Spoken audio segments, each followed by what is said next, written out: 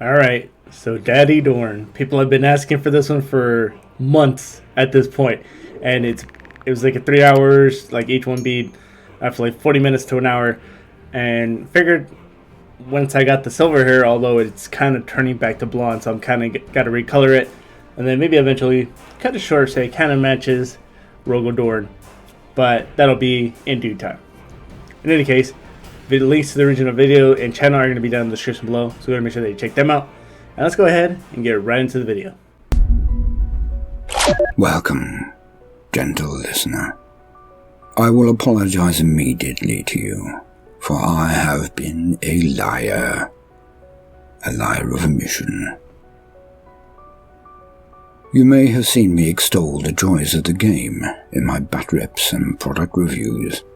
You may have heard my passion when narrating the beginnings of the lore. But I have kept you in the dark for your own protection.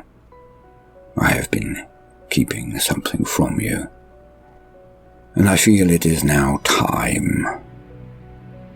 For there is a reason that Warhammer 40k is not just liked or even obsessed over, but loved. Warhammer 40k is truly loved by its fans for very good reason. A reason I am about to reveal to you in all its bittersweet glory. It is not the toys, as splendid as they are. It is not the painting, as therapeutic as it is. It is not even the socialization and relaxation, which I laud so very much. It is the escapism. It is in its depth.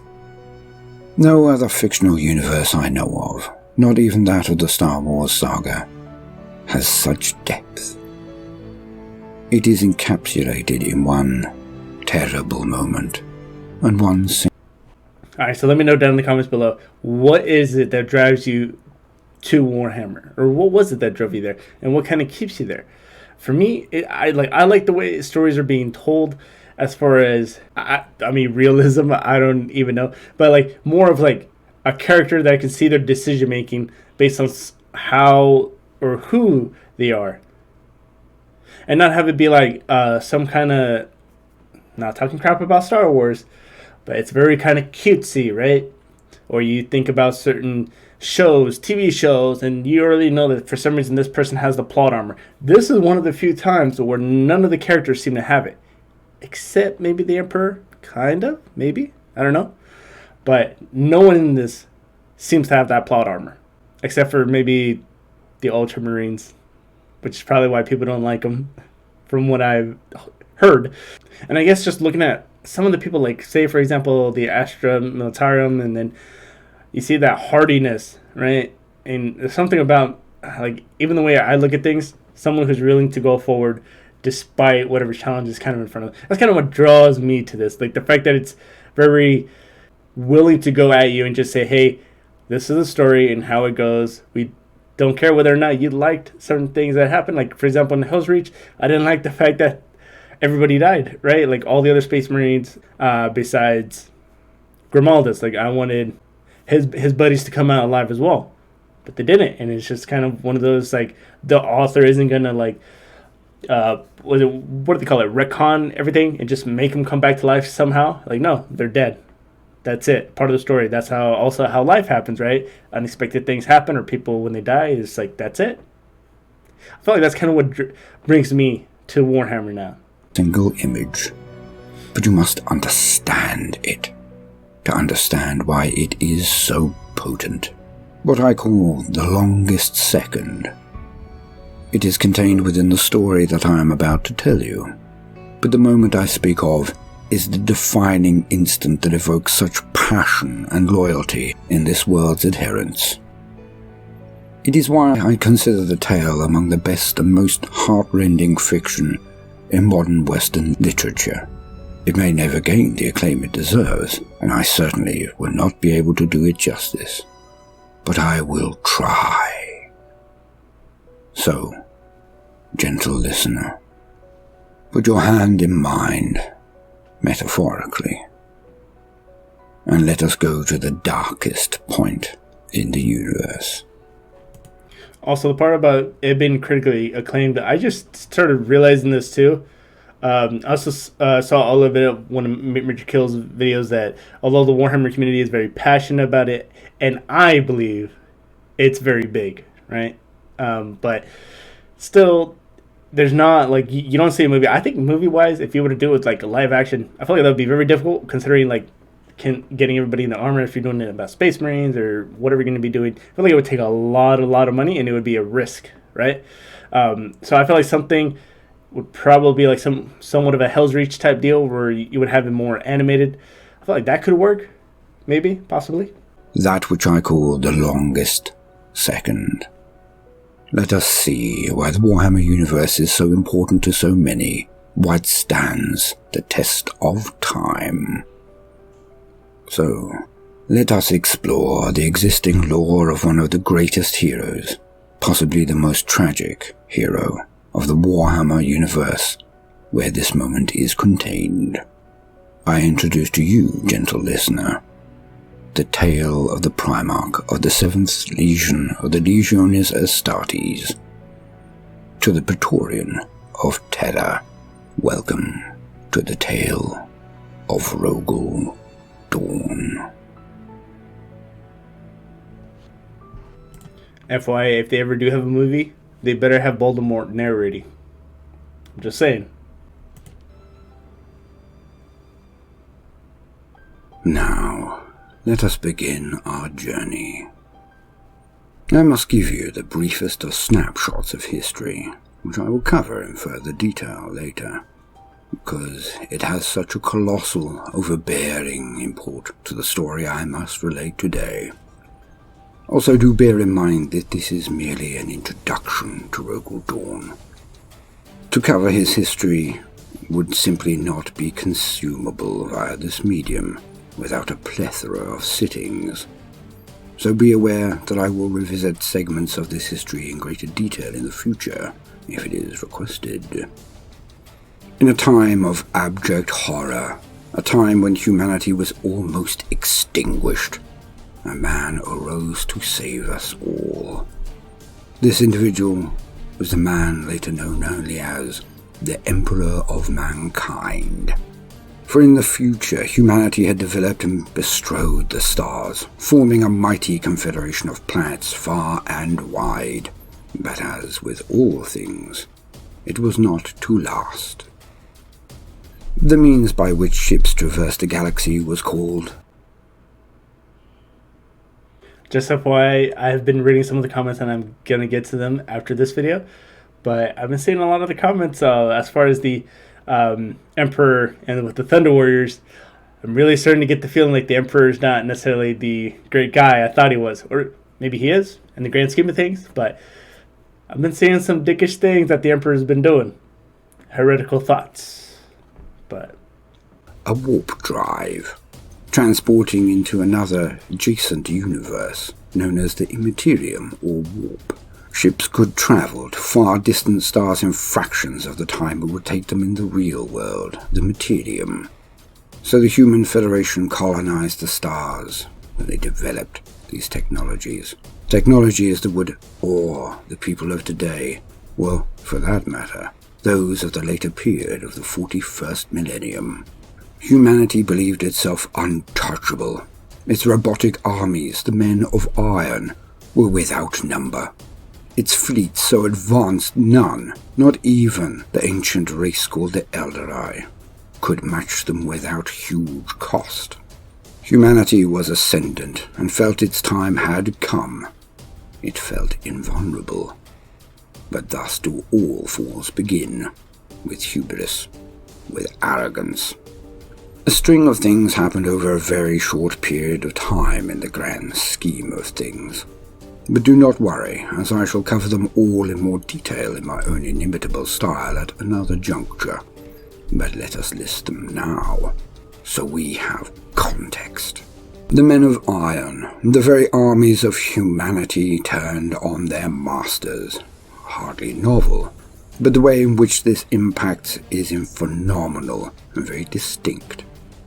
But we shall get into the nuances another time. Just know that much of humanity died, in that ages-long struggle, which they barely won, with the assistance of others, against their own automated army. When humanity was on its knees, still recovering from the holocaust that was the cybernetic revolt, further disasters then struck. I wonder who was probably maybe the mastermind behind that. I mean, because obviously this is why, as far as I remember, the whole AI concept was taken out, as far as making it completely illegal, very heretical, and is the reason as to why they're using servitors, right? Because I think I did mention like when I use robots that are specifically designed for a certain task, but considering that this almost just wiped out almost the people, and that they said that they barely won, I can kind of see the reasoning behind it. But I am curious to see if there was a specific head behind all this. Maybe it was a human, right, that was trying to overthrow the Emperor, right? Or maybe it was a robot that was leading other robots. Maybe it was just a collective mind. I don't know. The warp, which facilitated fast and light travel, became almost impossible. Huge warp storms closed off much of the galaxy and made travel effectively impossible. As the Confederation of Planets of the Humans had always relied so heavily on trade and cooperation, the effects were immediate and catastrophic. Entire worlds would previously be cities or industrialized and relied entirely on the produce of their neighbors. These planets' populations swiftly went into famine and then into starvation. Rioting occurred across the galaxy, and the human civilization was swept away. Planets that relied on the goods and equipment produced by their neighbors were similarly unable to survive, or regressed into feudal worlds where the rule of the sword and might alone were all that one could hope for justice and peace. It was a time of strong men. On top of this, humanity started to realize its potentials again, and psychers, those able to tap into the energies of the warp to create wonders or defy the rules of the galaxy, started emerging with increased regularity and with increased ability to harness the warp. The sad truth is that planets and societies that embraced this Nova Homus, the new man, the Psyker, were eventually to regret their openness. For as the Psykers emerged, their powers to tap into the warp started to attract evils that had never yet been encountered by humanity in the region. Now, as far as the Psykers being much more... Because he said that they started emerging, right? So I was assuming that this was barely when more people were just maybe starting to gain this ability, or maybe... But then when he also said that they started finally opening up, and it's to say maybe they already had these powers and they just didn't show anything because obviously it was seen kind of as very taboo, or obviously you're going to get taken and turned into a battery. All right? Because I do believe that, no, at this point the Emperor wouldn't be in the throne, because I'm assuming this is beforehand, right? Real world, the Materium. Psykers would succumb to the dark whispers of the denizens of the warp and be possessed. Denizens that the Imperium now called demons, and entire sectors would fall to their predations. A demon is almost impossible to defeat without a fully trained and astonishingly experienced and powerful psyker on one side, or the kind of technology and weaponry that was fast disappearing due to the regression of huge swathes of human civilization. It was not to be, as there were none to train these nascent psykers, none to protect them.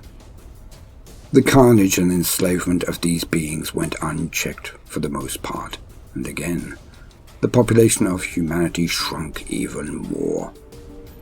Their freedom torn from them, and their lives reduced to that of cattle, chattel, or fodder, for the whims of their immortal and godlike masters. Based off of that, when he said that nobody was really there to teach the Psykers or really had to harness their powers, did the Emperor ever take on like an apprentice? Not like custodians or anything like that, someone who he trained up, like someone who, just like someone who he probably saw as like a second in command if on the off chance something happened to him. Did he ever do that? Did he ever do that with the Psyker? Did he ever do that with anybody, maybe a specific custodian? I feel like that would probably be a good backup plan, but I don't know. Considering more and more of what I'm hearing about the Emperor from other videos, making me question him a little bit. And Xenos alike. As humanity weakened, those races with which they had allied with to match the threat of the men of iron, their allies, all turned on them. Perhaps this is the propaganda of the Emperor, but none live who can gainsay or refute his reading of a past that he alone survived. For the Emperor is immortal, and has lived for a very long time. Thus did humanity get assailed and enslaved or destroyed, also by their erstwhile allies. A crime, a pain, that the Emperor has never forgotten, and his sons have been reminded of ere ever they embarked on the campaigns of the Great Crusade. This period is named the Age of Strife, by others Old Night, and it deeply affected the entire subconscious of the human race, scarred it beyond recognition. For thousands of years, humanity was beaten, killed, enslaved, and corralled. We were almost stricken from history, and would have eventually been so if it were not for the coming of the Emperor of Mankind.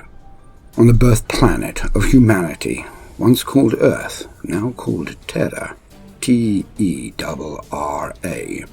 the Emperor, who had watched all the ages of mankind, arose. He threw off his lifelong rules and fetters that prevented him from ever revealing himself. Before, he had no need, but now, this eternal human, the most powerful of all our kind, reckoned that there was simply no alternative. Terra itself had become a wasteland of feuding techno-barbarian states with the technology to create biological and mechanical terrors. It was infested with evil psychos and immoral wizards, entire states that had fallen to control by Xenos, the Imperium's term for aliens. All the populace of Terra could do was look on in horror as their lives were effectively hell. There was nothing but darkness and evil, pain and tyranny, until the coming of the Emperor. Within a scant few hundred years, he had created his Custodian Guard and his Thunder Warriors, the precursors to his Space Marines, and took the fight out to the lands around him.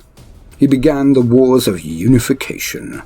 We will skip to the end of this period, as I will update you as time goes on, with the lore of that period as I can.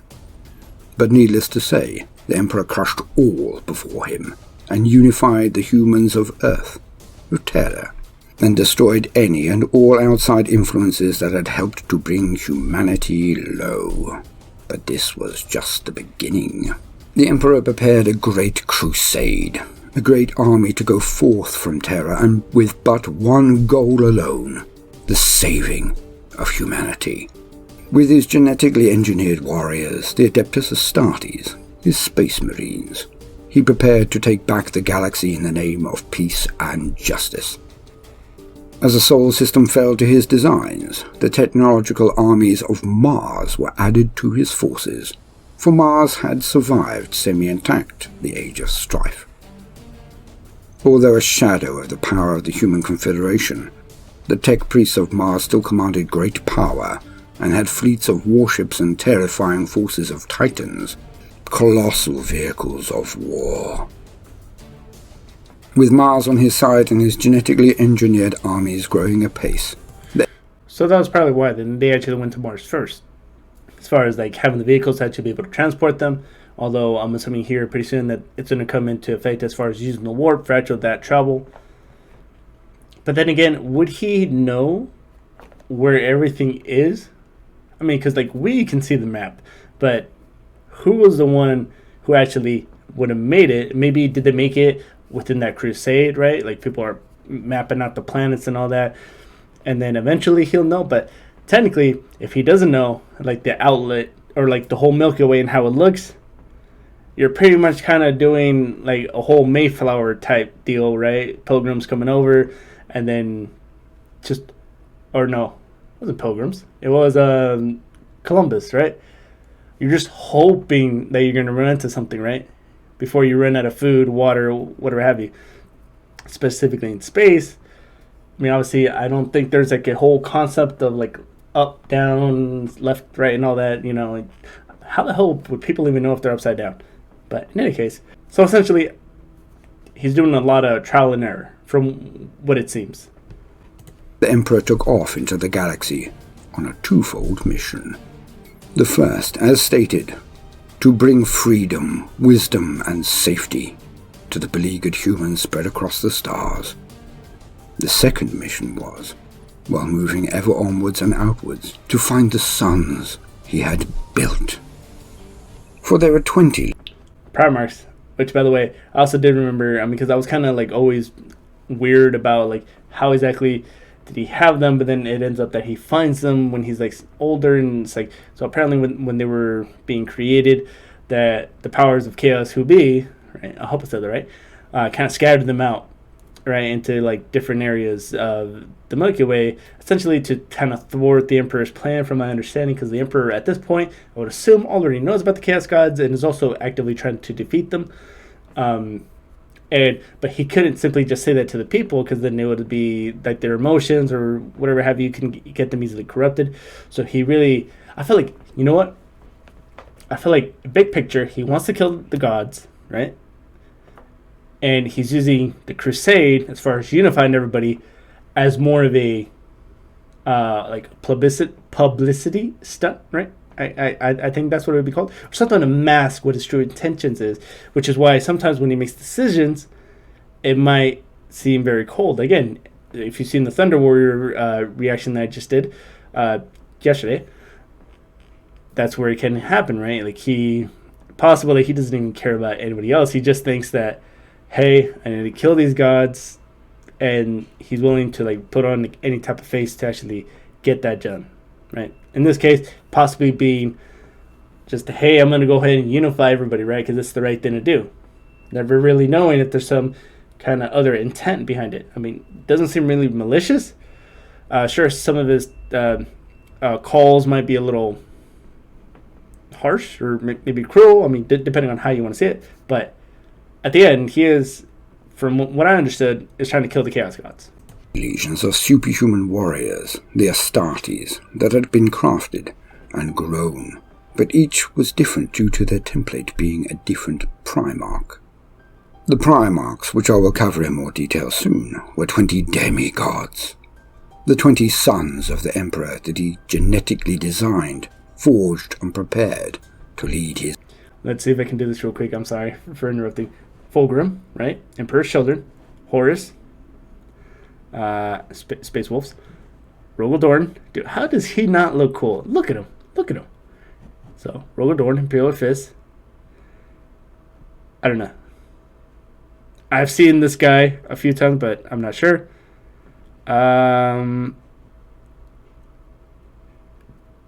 Pitrub, the Iron Warriors guy. I don't know. I see something on his head. It looks like maybe that is Magnus. He's the devil guy, the way I like to see him as, and I think that's everybody. Okay. His armies in his great crusade. They were made from his very own genetic stock and in his image.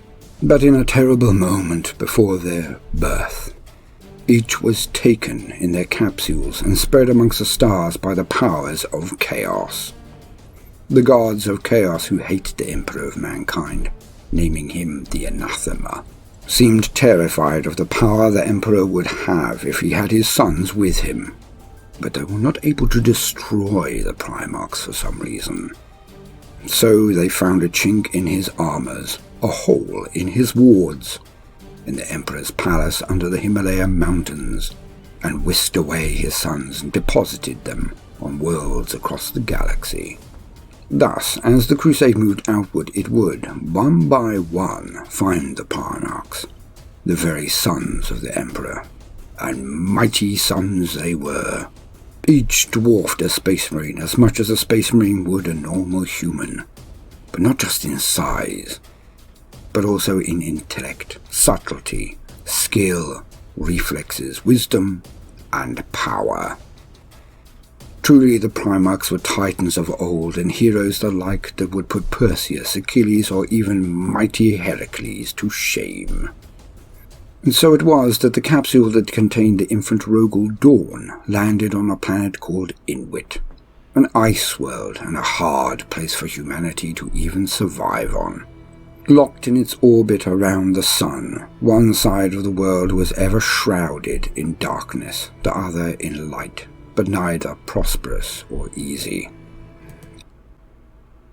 Why does that sound like the Moridia, right? Like, I just did the Meridian Guard, which I'm going to be uploading before this one, but same thing. One, consistently sunny, the other side consistently dark, and both of them seem kind of shitty, right? One, the dark side had the hive cities, very cramped, very shitty.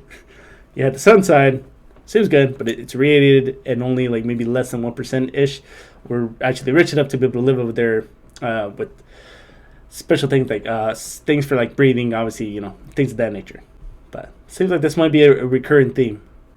Inwit's sun was old and gave off little heat or light, so the planet was more akin to a ball of ice than what we would consider a planet for human habitation. The populace of Inwit were hardy and stern, as they had no choice, as weakness was death.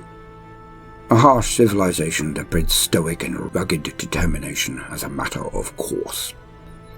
To quote, "Conflict against the roaming clans was common, and young warriors learned how to defend against their clan's enemies as early as they learned how to endure the death touch of Inwit's merciless chill. They were incredibly quick learners, and had an innate sense of an object's functional value, and most importantly, they have the strength and intelligence to conquer those who possess knowledge they do not." Long ago, before the coming of the Emperor was even a dream or night-shrouded terror, the people of Inwit began to create their own realm in the stars. On every world they took, they assimilated, realigned, and reinforced.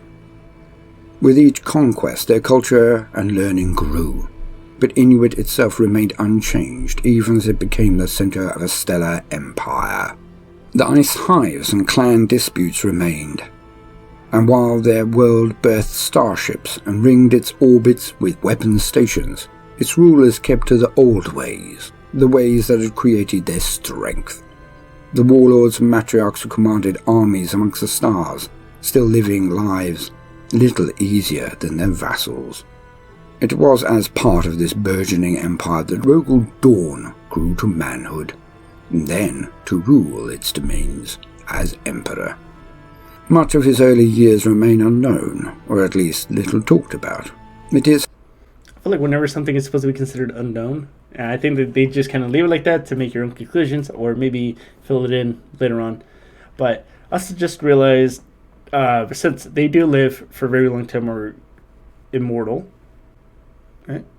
How fast do they age? In terms of like or is it just like your regular aging process, like 1 year, and then you get to 18, and then so forth and so forth?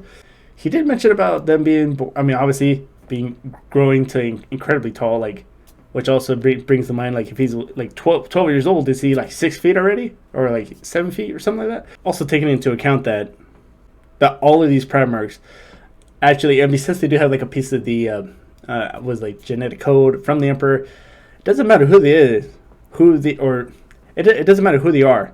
They seem to always be successful, right? And whatever they try to do, wherever they landed, and then by some miracle, despite how vast the Milky Way is, get found. I just thought that was kind of weird.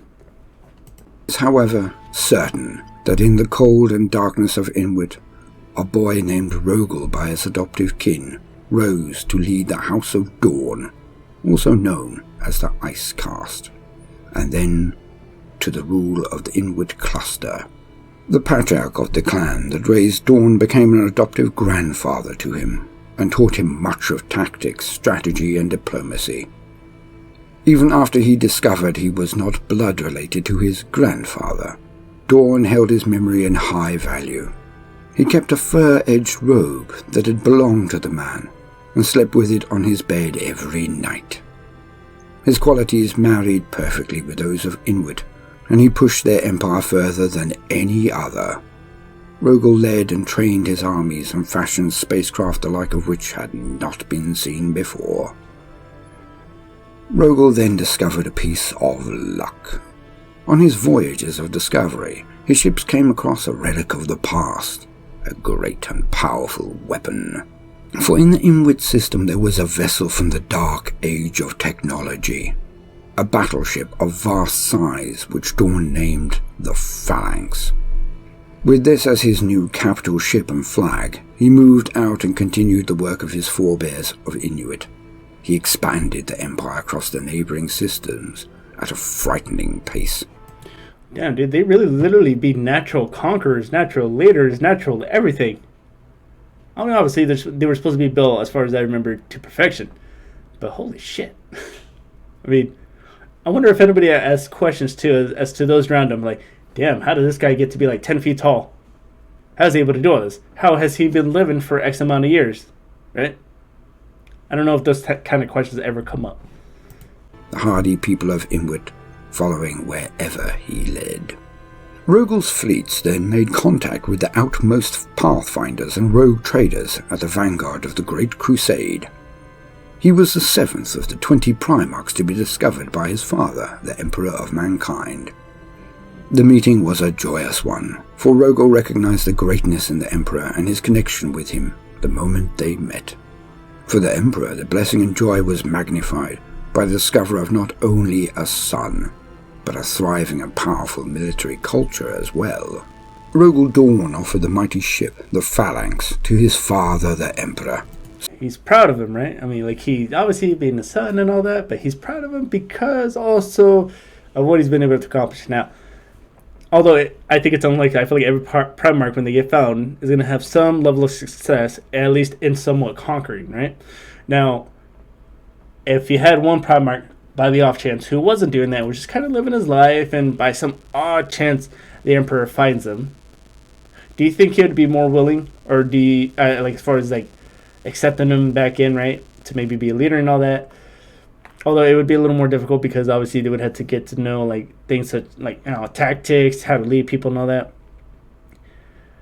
So I'm still really undivided of whether or not, at least with the Primarchs, he actually like loved them like somewhat of a family, right? I mean, because being sons, but or if they're just tools as well to him, right? And then also I did see a comment saying that some of the Primarchs who also turned traitor was also because some of them wanted to be useful after everything was done and said, and that were very wary of being like just kind of thrown out, right? So a lot of people ended up turning traitor. More on that in the actual comment, though. So loyal was he, so swiftly. But the Emperor gave it back to him to command and bade him to take command of the Astartes, the Space Marines, that had been made out of Rogal's own genetic stock. Effectively, Rogal's long-lost sons. Dorn accepted, but he had conditions. Dorn did not speak a single word to his legion when he first met them. He is quiet and brooding, a demigod watching them while they tried to please him. He insisted he watched them in combat, and watch them he did. When the battle was over, he finally broke his silence. Rogal Dorn informed them that they were warriors, but they had much to learn. So, in his inimitable way, Rogal forged his connection with his legion, the only way that could ever have happened, by example. Dorn trained his men, and his leadership and guidance complemented their existing skills and honed them to a razor's edge. The seventh... Again, I've said it in some other videos, leading by example is probably the best way to do it, because at the very least, if you teach someone to do something, I know they always say, do as I say, not as I do, but it's like, if someone could see you be able to do something, right, they will have a lot more confidence not only in you being able to do it, but also confidence in that you know what you're talking about, and now that starts to develop a lot of trust. I like the fact that he's doing this, right? For example, Marine Corps, if you're PTing your guys, you better be doing at least like the same amount as one of your junior guys is top guys, right?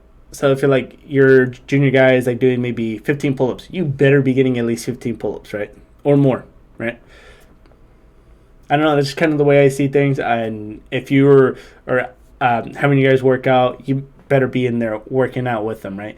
It's not just like a lot of this boot camp style where it's like hands on the hips and it's like, hey, you're going to keep going until I get tired when you're not doing a whole lot. And I had a lot of seniors who did that who were not very physically fit and will not be able to do what we were able to do. That's just my opinion. That's the way I see it. I like the fact that Rogal Dorn has taken that approach. Definitely one of my top Primarchs. The Legion had merged with their Primarch more seamlessly than ever before and became a thing of dread and wonder.